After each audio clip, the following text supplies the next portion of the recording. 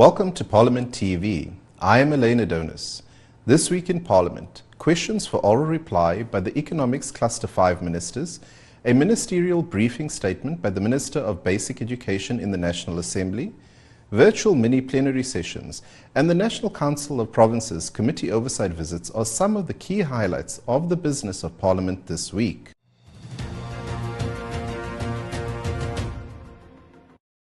On Tuesday at 2 p.m, the Minister of Basic Education, Msiviwe Khwarube, will brief members of Parliament in the National Assembly on the state of readiness for the 2024 National Senior Certificate Examinations. At the same sitting, the House will consider the Portfolio Committee on Correctional Services report on its oversight visit to the Goodwood Correctional Centre. The House will also consider the report of the Portfolio Committee on Police on the 2024-25 budget and the annual performance plan of the Private Security Industry Regulatory Authority.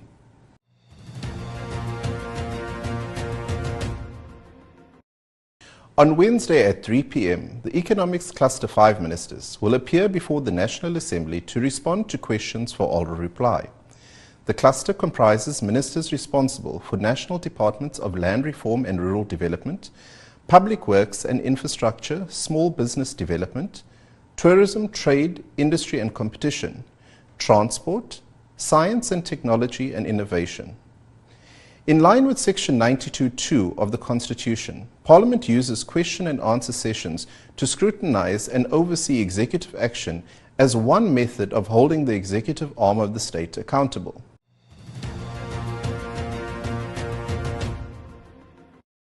At 2 p.m. on Thursday, the House will hold two virtual mini-plenary sessions for debates on matters of public importance, sponsored by various political parties represented in the National Assembly. The topics include the urgent need for nationwide inspections to protect vulnerable children from expired and poisonous foods sold in unregulated spaza shops, and addressing the escalating problem of disaster response capacity and funding. The second session will focus on calling the executive to officially recognize Khoi, San and coloured people as Africans in particular and not just blacks in general. The ongoing fraud and corruption at the South African Security Agency and the entity's failure to protect the social grants of the most vulnerable citizens from corruption and mismanagement will also be under the spotlight. The virtual mini-plenary session on Thursday will be preceded by the National Assembly Programming Committee meeting at 8:30 a.m. This meeting will consider the third-term draft parliamentary program, parliamentary committee reports, bills before the National Assembly, and other related items. No plenary sittings are scheduled in the National Council of Provinces because select committees will conduct week-long oversight visits to various areas.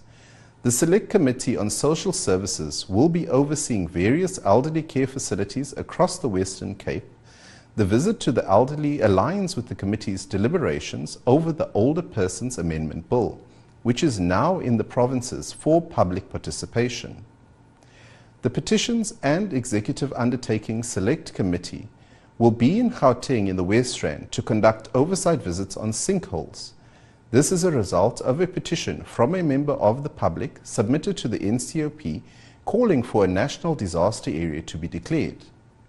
Meanwhile, the Security and Justice Select Committee will conduct an oversight visit to the Beitbridge border facility to ascertain the work of the Border Management Agency, while the Select Committees on Public Works and Infrastructure, Minister in the Presidency and Cooperative Governance and Public Administration will conduct a joint oversight program on various municipalities in KwaZulu-Natal.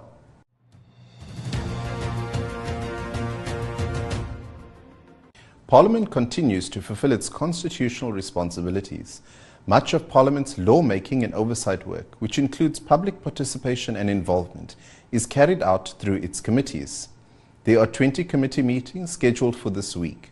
For the full list of scheduled committee meetings, please visit www.parliament.gov.za/committee-schedules. To stay informed about Parliament's program, please visit our website at www.parliament.gov.za. Thank you for watching Parliament TV. I am Elena Donis. Goodbye.